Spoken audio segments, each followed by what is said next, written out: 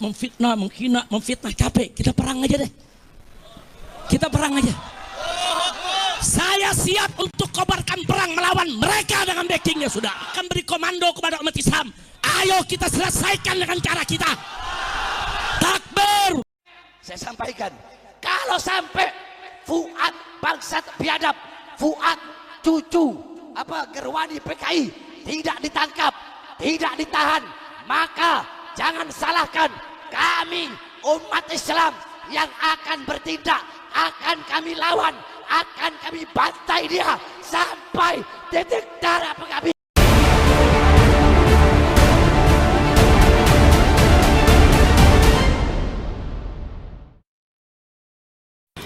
Assalamualaikum warahmatullahi wabarakatuh. Waalaikumsalam. A'udzubillahi minasyaitonirrajim. Bismillahirrahmanirrahim. Alhamdulillahirabbil alamin. Wassalatu wassalamu ala asyrafil anbiya'i wal mursalin sayyidina wa habibina wa syafi'ina wa maulana Muhammadin wa ala alihi wa sahbihi ajmain. Subhanaka la ilma lana illa ma 'allamtana innaka antal alimul hakim. La haula wala quwwata illa billahil aliyil azim. Baik Bang Haji, pertama Abah mengucapkan terima kasih. Barangkali dari sekian banyak yang saya tonton daripada Bisikan Roma, Abahlah narasumber barangkali yang sebetulnya bukan siapa-siapa gitu kan tadi semua.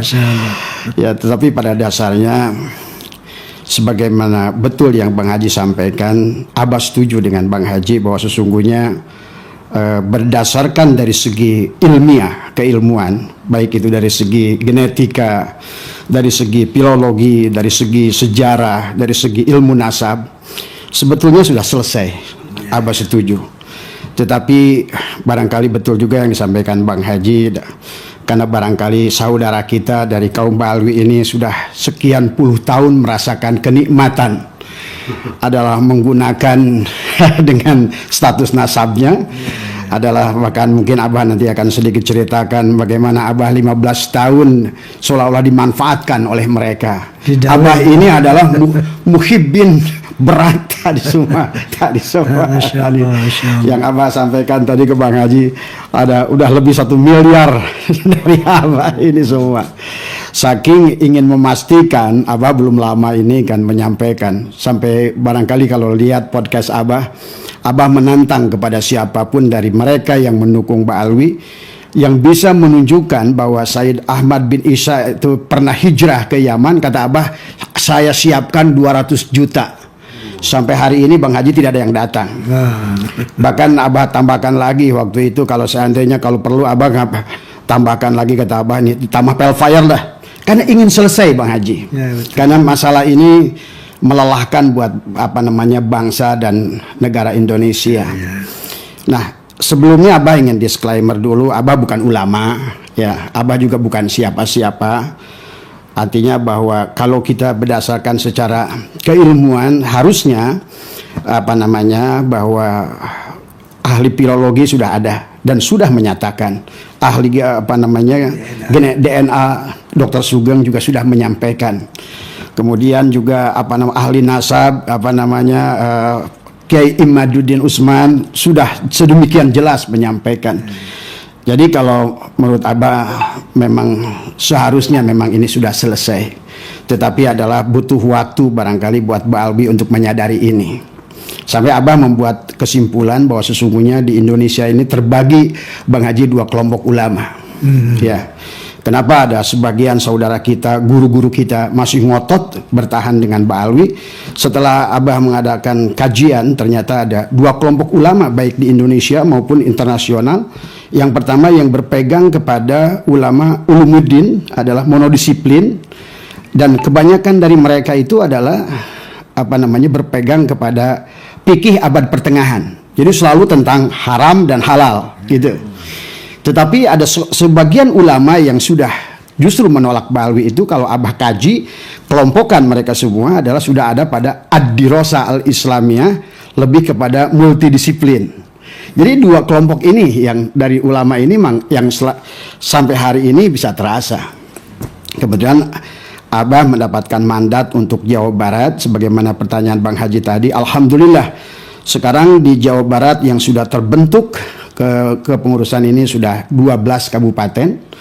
Kita sudah terbentuk 12 kabupaten, dan walaupun begitu kita Abah punya target adalah minimal 20 kabupaten di Jawa Barat adalah harus perjuangan Wali Songo itu punya struktur yang baik. Tetapi pada dasarnya kembali, apapun yang kita ingin sampaikan adalah bukan dalam rangka untuk menjelekkan siapapun, tetapi yang ingin kita sampaikan adalah fakta-fakta, adalah untuk memberikan pencerdasan atau adalah pengarahan kepada masyarakat jangan sampai menjadi korban seperti Abah gitu. Nah itu Bang Haji. Ya. Palsu di saya.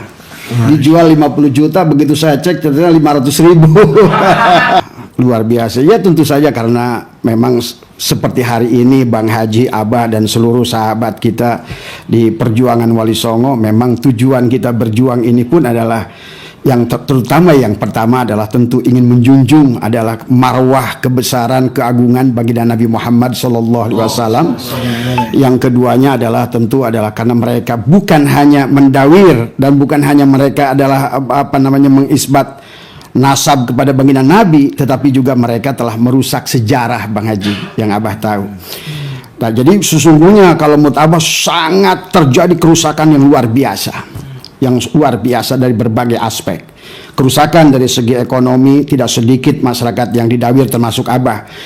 Mungkin Abah sedikit ceritakan bagaimana dari sekian puluh tahun, dari mulai berbagai macam cara mereka itu Bang Haji. Ada yang datang mereka ngaku namanya Habib hijau, ada yang mengatakan Habib merah. Kalau Habib merah itu mereka menggunakan sendal merah, kantong merah, kaos merah, sendal merah. Itu biasanya datang kalau ke Abah nggak pernah ngomong, datang keliling di depan rumah itu. Begitu Abah tanya, Bib, assalamualaikum, dia begitu. Kemudian dia keliling, baru dia tulis 19.990. Kata Abah, apa ini Bib? Rumah ini akan kebakaran kecuali ini kiparatnya. Itu satu. Itu bisa begitu. Dan itu sering terjadi. Ada lagi yang Abah lagi santai, tiba-tiba Bang Haji datang satu rombongan Habib, dia ngaku adalah dari Jawa Timur. Serombongan Habib datang dari Jawa. Saya bilang, Bib, dari mana antum tahu rumah saya di sini? Saya lagi berjalan di Cibitung, tiba-tiba di langit ada cahaya yang terang benderang. Gitu kan tadi. Begitu saya ikuti cahaya, ternyata di rumah antum. Wah, gitu kan. Gitu kan. Nah, disitulah dia kemudian akhirnya kata beliau gini cerita, ujung-ujungnya duit Bang Haji. Karena kata beliau cahaya itu tidak murah. Untuk melihat cahaya itu menunjukkan bahwa di situ ada aulia, kata dia. Tadi semua. Belum lagi, wah itu Abah itu dari dulu sebetulnya Bang Haji senang menghajikan mereka, mengumrohkan. Walaupun Abah sudah pelajari dari mereka, sebetulnya Abah pelajari orang-orang Ba'alwi ini hampir jarang pergi haji dan umroh ke tanah suci sebenarnya. Lebih banyak ke Tarim tadi semua. Lebih banyak ke Tarim. Tapi ada seorang Habib yang menurut Abah baik, karena kalau Abah sih tidak melihat dia itu bagaimanapun, tetapi kepada orang yang baik, akhlaknya baik, siapapun dia tetap Abah hormat kepada dia. Dan itu yang terjadi. Abah berangkatkan umroh ada beberapa Habib. Besoknya Bang Haji subuh itu saya bangun tidur, biasa saya jam 2 pagi itu 2:30 saya bangun, saya olahraga keluar. Tahu-tahu di halaman rumah saya itu ada kali 30 Habib udah tiduran di lantai. Ternyata waktu saya tanya, ini dari mana antum ini? Saya ada yang bilang dari Bangkalan, ada 5 mobil di luar. Dia loncat pagar ke rumah saya, tiduran di rumah saya itu. Karena ternyata di kalangan mereka, jadi yang harus kita kenal Bang Haji sebetulnya kenal kayak seperti multi level marketing. Jadi siapa yang bisa merekomendasikan siapa, maka mereka dapat hak 10%. Gitu. Jadi mereka itu misalnya saya udah memberangkatkan seorang umroh misalnya gitu. Kemudian dia akan sebarkan tuh, ada Rijal Ajib nih. Gitu. Kemudian mereka umumkan itu ke semua, maka datanglah. Saya tanya, dari mana kalian? Saya dari anu. Bagaimana kalian kok bisa masuk? Saya loncat pagar. Nah, itu kan tadi. Akhirnya itulah. Kemudian pernah lagi Bang Haji datang. Saya bangun pagi. Waktu itu saya mau berangkat ke Singapura. Saya mau ngambil first flight. Begitu saya keluar rumah, ternyata ada 4 orang Ba'alwi duduk di jam 3 subuh gitu. Memaksa saya minta uang 15 juta.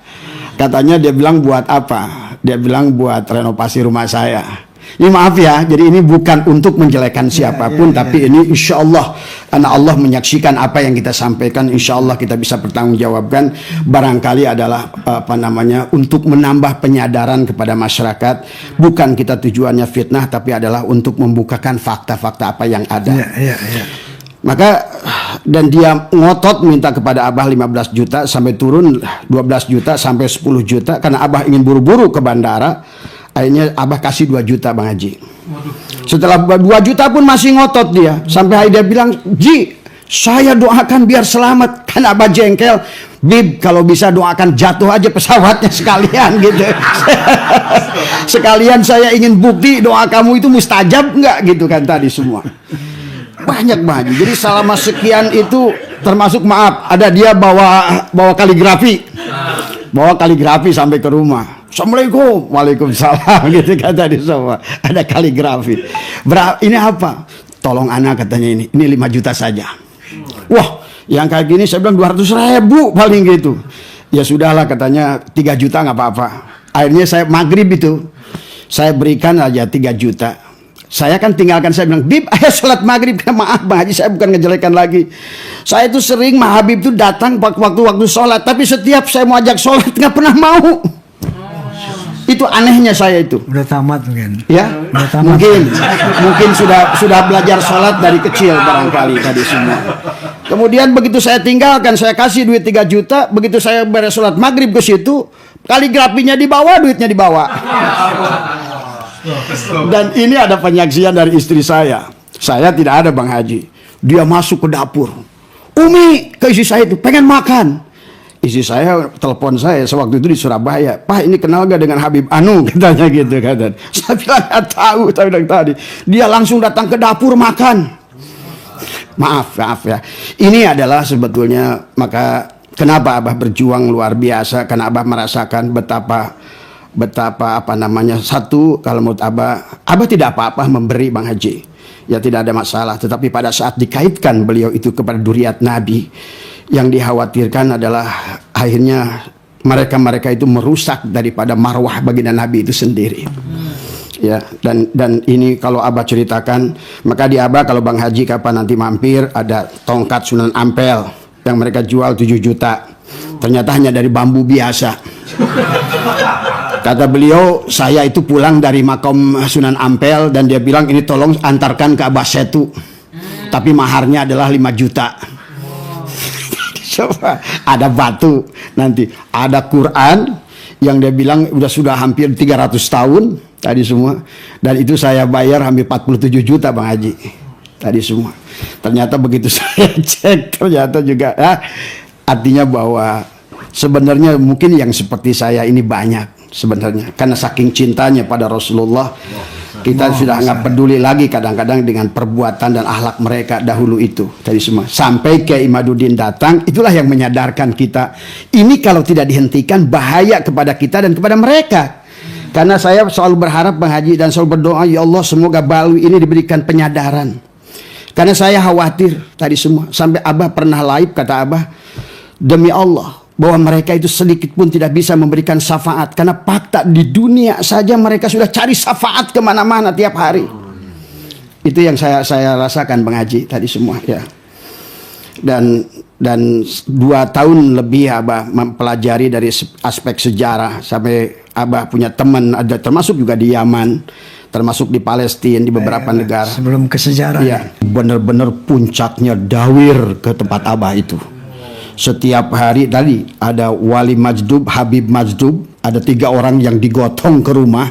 Nah, kemudian dia menuliskan sesuatu di tempat rumah tim sukses saya itu. Kopi 50 kilo, gula 100 kilo, rokok 5 bal, beras 1 ton. Kalau seandainya ingin menang, ini harus diselesaikan sampai sore.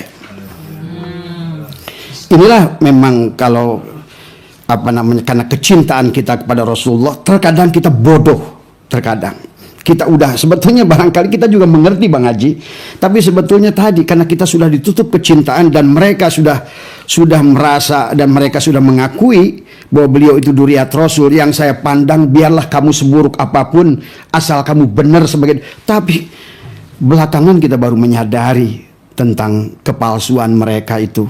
Maka inilah yang harus dikembalikan kepada kesadaran.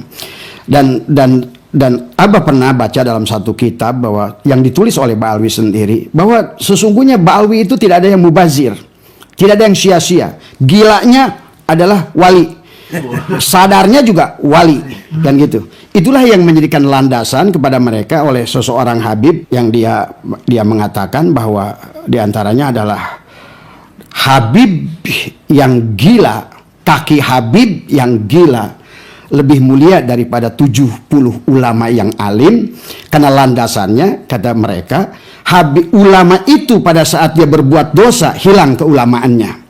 Tetapi tubuh ini ada duriat Rasul, ada darah Rasul. Jadi semaksiat apapun kami, tetap kami itu adalah orang yang akan dimaafkan dan menjadi ahli surga.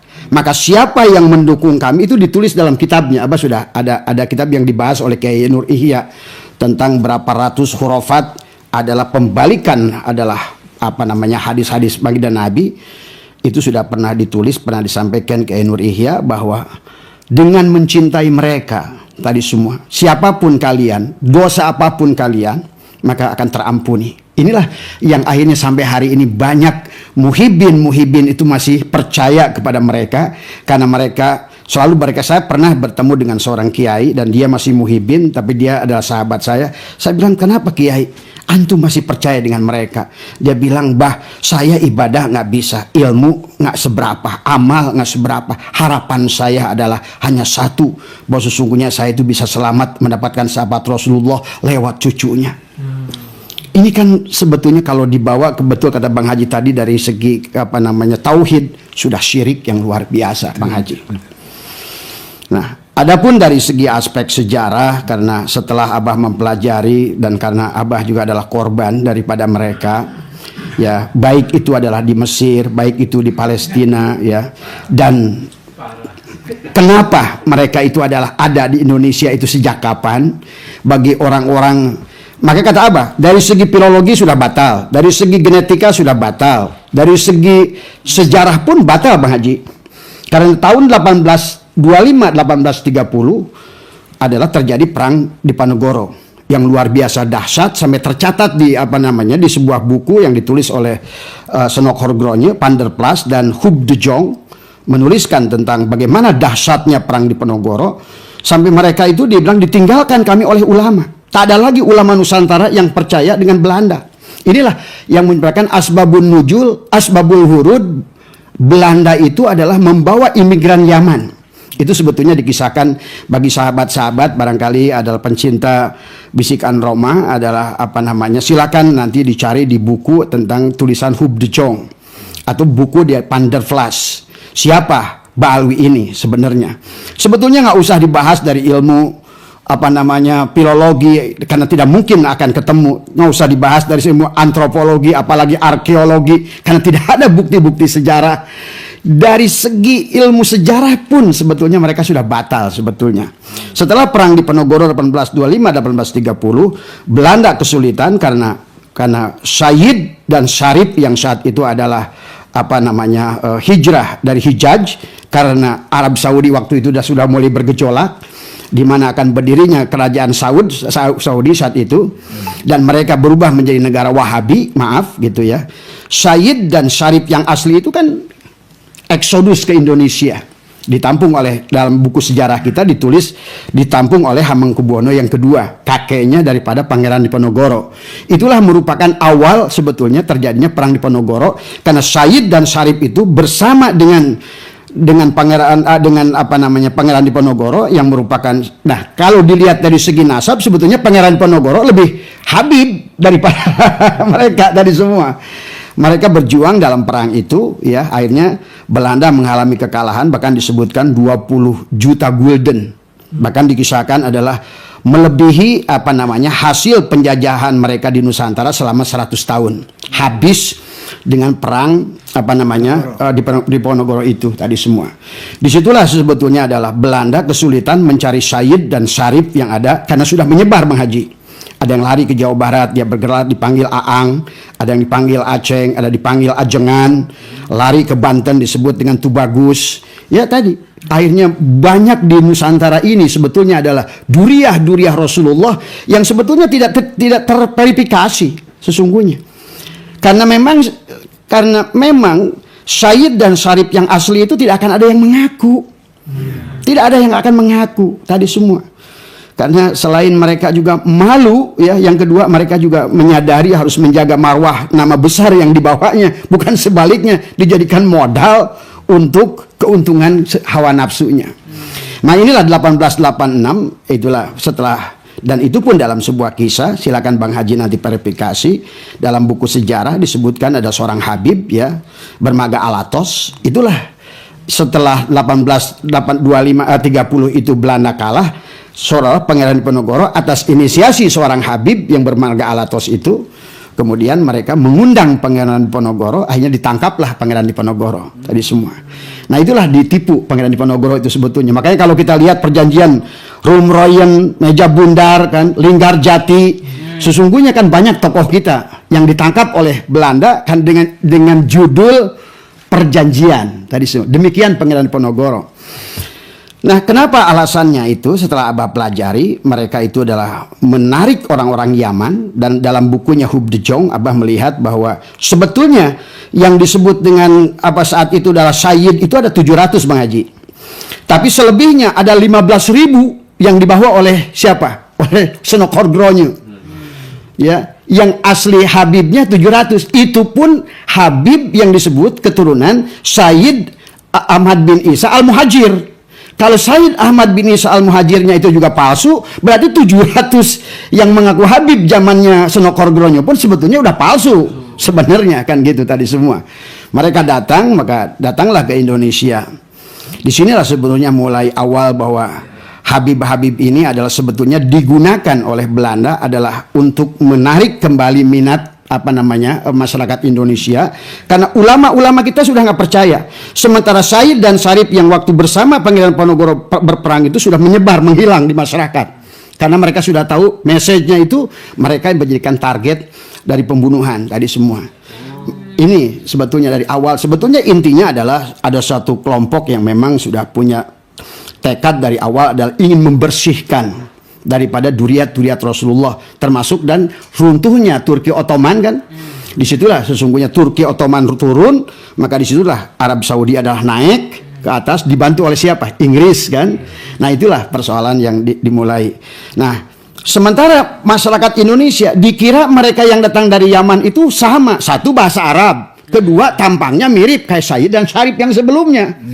Maka disinilah mulai persoalan, muncullah tokoh yang mungkin kita sudah kenal dengan Habib Utsman bin Yahya. Habib Utsman bin Yahya ini adalah sesungguhnya digunakan oleh Senokorgronya adalah tadi untuk mengkelabui masyarakat. Maka kenapa terjadi geger Banten, geger Cilegon? Karena mereka masyarakat kiai-kiai itu 800 orang mati, meninggal saat itu. Karena masih percaya bahwa Habib Utsman bin Yahya itu adalah Sayyid dan Syarif yang dulu berjuang bersama Pangeran Diponegoro. Maka mereka keluar. Termasuk Abah pernah diskusi dengan keluarganya Kiai Nur Ali Bekasi, karena beliau pun adalah termasuk dulu ada geger Bekasi dipimpin oleh Kiai Nur Ali tadi semua. Ternyata mereka pun adalah berkumpul karena percaya dengan Habib Utsman bin Yahya tadi semua. Dan inilah sebetulnya yang harusnya dipahami oleh masyarakat Nusantara, dan juga kalau Abah selalu memohon kepada Menteri Agama, kepada MUI, kepada PBNU adalah tolong dipahami tentang sejarah ini, karena ini adalah transparan, bukunya ada, buku Hubdojongnya ada, buku Panderplasnya ada, buku Senokorgronya ada, silahkan dicari di Perpustakaan Nasional dan dijual beli dengan bebas. Tapi yang Abah ingin dari mereka itu sadari siapa tokoh Utsman bin Yahya ini. Ya, karena tokoh Utsman bin Yahya inilah yang menjadikan terjadinya geger Cilegon, geger Banten, sampai Utsman bin Yahya mendapatkan penghargaan patung yang berlambang singa dari Ratu Belanda saat itu. Karena itulah beliau diangkat menjadi Mufti Batavia yang pertama. Nah, dan tujuannya kalau kita lihat yang mengisahkan ini bukan dari orang kita, yang mengisahkan ini orang Belanda sendiri yang bernama Huub de Jong dan Van der Vlas. Bahwa tujuan daripada mereka itu adalah sebenarnya adalah kembali supaya masyarakat Indonesia percaya kembali dengan Belanda, kemudian ulama-ulama Nusantara percaya lagi dengan Belanda, maka tapi tanpa disadari oleh mereka, Habib Utsman bin Yahya itu menulis buku adalah Manhajul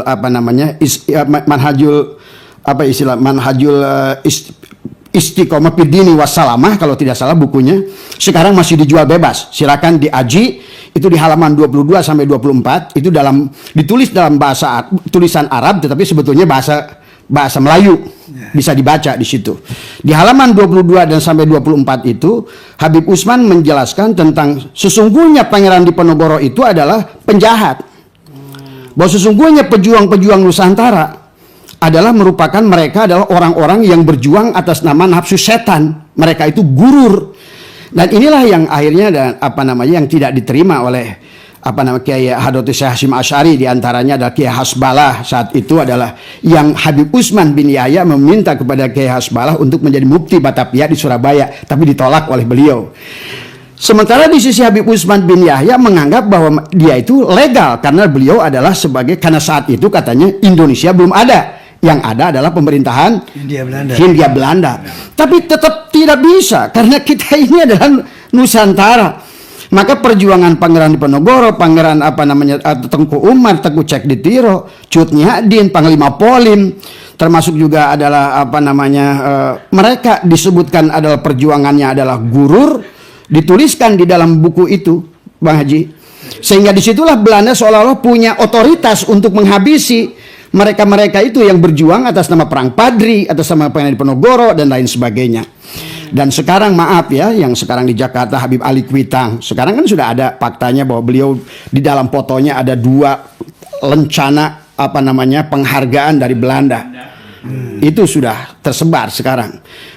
Bahkan sebenarnya sedemikian luar biasa adalah perseteruan persekongkolan Belanda dan mereka itu adalah, maka sebetulnya Bang Haji tahun 1720 itu pernah diungkapkan oleh Sunan Giri. Sunan Giri pernah menyampaikan, hati-hati ada kong kali kong antara neofeudalisme dengan kolonial Belanda. Ini sudah pernah disampaikan, bahkan dulu saya pernah lihat disampaikan oleh Gus Fuad Pleret tentang masalah ini. Dan beliau bilang bahwa hati-hati ada neofeudalisme. Nah, sementara kita sudah paham bahwa setelah Belanda itu membawa orang-orang Baalwi ini dari Yaman, dan ternyata dari 700 yang bermarga seolah-olah Sayyid, walaupun ini palsu, di plus 15.000 tahun 1920, kemudian naik 30.000 1940, bahkan di sebelum Indonesia menyatakan kemerdekaan, Baalwi ini di Nusantara sudah 50.000. Dan semuanya dalam buku itu mengatakan mereka meminta disayidkan kepada Senokhorgronyo tadi semua. Jadi kita bisa dibayangkan kan tadi semua. Bahkan maaf Bang Haji, di buku itu dikisahkan bagaimana antara Senokhorgronyo sendiri sebetulnya pernah menyatakan menyesal membawa orang Baalwi ini karena mereka itu kasar, mereka itu rentenir. Itu di bukunya Bang Haji. Kalau Bang Haji ada nanti bukunya Abah bisa berikan. Ada di bukunya, di state itu semua. Dan disitulah mereka jadikan alasan kenapa Senokhorgronyo itu mengundang adalah seorang tokoh dari Sudan yang bernama Syekh Ahmad Sukarti, yang akhirnya Syekh Ahmad Sukarti itu yang mendirikan Al-Irsyad tadi semua. Itu dari segi sejarah tadi semua. Maka sampai hari ini 1928 sebetulnya Robitoh Alawiyah itu berdiri, yang meresmikan, yang mensahkan adalah Gubernur Jenderal Belanda. Bagaimana Robitoh Alawiyah kemudian menjadi nakobah, menjadikan sebuah yang menentukan nasab duriat Nabi, sementara Robitoh Alawiyah itu didirikan tahun 1928 oleh Belanda, disahkan oleh Belanda, ditandatangani oleh Gubernur Jenderal Belanda. Nah, inilah yang barangkali Bang Haji secara sejarah yang harusnya adalah bangsa Nusantara adalah memahami tentang ini semua. Dan kalau seandainya mereka sekarang yang selalu mengagulkan tanpa kami Habib tidak akan ada kemerdekaan bagi Indonesia. Tapi kalau kita lihat di makam-makam pahlawan di Kalibata lah, mau di Jawa Tengah lah, di makam pahlawan di Surabaya, nggak ada satupun mungkin Al-Idrus, Al-Haddad, Al-apa, nggak ada Bang Haji. Jadi semua. Iya, nggak ada. Kalau memang mereka pejuang harusnya di Kalibata ada Al-Haddad, Al-Idrus, atau apapun siapapun namanya. Dan sekarang kalau menurut Abah bukan hanya mereka satu nasab saja yang dirusak oleh mereka, apalagi membawa nama junjungan agung baginda Nabi Muhammad SAW. Karena kebetulan Abah ini ada teman Bang Haji, dia itu seorang pendeta, ya, dan dia mengatakan adalah bahwa pernah menghina saya, ya, seorang pendeta itu, walaupun bercanda teman itu. Saya nggak aneh katanya dengan orang Islam, gitu. Lihat saja katanya turunannya itu. Saya nggak percaya dengan Muhammad, kata dia, karena saya melihat bagaimana tuh lihat mereka-mereka yang mengaku katanya duriat itu. Tadi semua itu kan sudah menyedihkan kepada kita, menyakitkan kepada kita, merusak nama Rasulullah. Bahkan maaf kalau Bang Haji lihat dari statistik, ya Bang Haji, lihat berapa Islam tahun 78 sampai 80 sampai 90, berapa persen Islam. Sekarang kenapa Islam kita ini sampai turun ke bawah? Abah punya pengalaman Bang Haji, pernah pergi ke Singapura. Dulu Abah berjenggot karena selalu ngikutin Bang Haji. Karena sekarang Bang Haji dipotong, saya bilang Abah pun dipotong.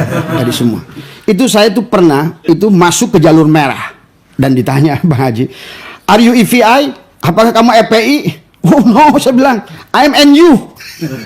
Gitu kan tadi. Akhirnya dia cerita gitu kan tadi, semua setelah saya masuk dibuka baju saya semua, "Kamu EPI ya?" Gitu kan tadi. Saya bilang, akhirnya ngobrol Bang Haji, akhirnya mereka bilang, "Sekarang saya mengerti," katanya, "what is the meaning of Allahu Akbar. I know what is the meaning," katanya, ya takbir, kata dia bilang. Saya bilang, "What is the meaning of Allahu Akbar?" Dia bilang, "Dorong pagar, lempar mobil. Allahu Akbar." Dan itulah betapa Islam Nusantara dipraming menjadikan Islam yang kotor, Islam yang keras, Islam yang teroris. Maaf, ini adalah akibat dari segelintir orang-orang Ba'alwi yang sesungguhnya yang mengaku duriat Rasul, tapi mereka secara pribadi tidak mencerminkan akhlak Rasulullah Sallallahu Alaihi Wasallam. Itu Bang Haji barangkali. Baik, Masya Allah. Ya, Jadi barangkali terutama kepada saudara kita adalah senusantara, tapi tetap adalah harus kita kepala dingin. Dan tujuannya adalah bukan untuk permusuhan, bukan untuk saling menjelekkan, tapi pada dasarnya adalah apapun yang harus kita dibangun adalah harus dengan landasan ilmiah. Karena Bang Haji, maaf, barangkali Allah pernah mengatakan, walaupun barangkali tafsirnya tidak langsung ke sana tentang pemberhalaan, kata Allah, "Wa ma yattabi'u aktsaruhum illa dhonna." Kemudian kata Allah, "Inna dhonna la yugni minal haqqi syai'a." Bahwa sesungguhnya kata Allah banyak manusia dalam berdasarkan sesuatu itu kepada hanya don saja. Dan inilah maka tidak bisa kita hanya berdasarkan hanya kepada syuhrah wal istifadah. Ini adalah zamannya ilmiah. Bahwa sekarang apalagi kalau menurut Abah yang berkaitan dengan ilmu nasab ini adalah mudah, karena sekarang ini Allah sudah siapkan ilmunya. Ilmu genetikanya sudah jelas, bahkan mudah sebetulnya untuk pembuktiannya. Tinggal orang-orang yang merasa mengaku itu mau enggak beliau-beliau itu adalah membuktikan kebenarannya. Dan sebagaimana statement Bang Haji, Abah pernah dengar, kalau seandainya mereka bisa membuktikan kebenarannya, insya Allah, demi Allah, saya akan kembali adalah mencintai mereka. Walaupun hari ini saya tetap mencintai mereka, tetapi adalah kesalahan tetap Bang Haji adalah harus diluruskan kalau menurut Abah. Apalagi yang berkaitan dengan bukan hanya nasab, itu adalah berkaitan dengan duriat Nabi saja. Karena yang saya paham bahwa dari berbagai kitab ulama yang berkaitan kepada Rasulullah itu dibagi 4 kelompok, Bang Haji. Ada yang pertama disebut dengan Ahlul Bait, ada yang disebut dengan Alu Muhammad, ada yang disebut dengan Duriyatul Rasul, ada yang disebut dengan Idratul Rasul. Tapi sayangnya Ba'alwi ini semuanya diaku. Ahlul Bait ya dia, Alu Muhammad ya dia, Duriyatul Rasul ya dia, Idratul Rasul adalah dia. Padahal semuanya punya makna yang berbeda. Nah inilah seharusnya tinggal keikhlasan daripada Balwi atau barangkali ya Abah selalu berdoalah semoga Allah memberikan hidayah kepada mereka. Dan saya selalu percaya dengan apa yang podcastnya Bang Haji itu selalu ingin mengajak kepada cinta dan kebaikan, bukan untuk memecahkan, tapi kalau bisa adalah marilah sebagai anak bangsa kita kembali kepada Nusantara. Ayo terimalah akulah semua, kemudian mari kita bersatu menjadi anak bangsa yang baik tanpa harus saling menyalahkan dan saling dengan cara yang dengan sebenar-benarnya. Nah, itu saja barangkali dari Abah Bang Haji. Baik Abah dan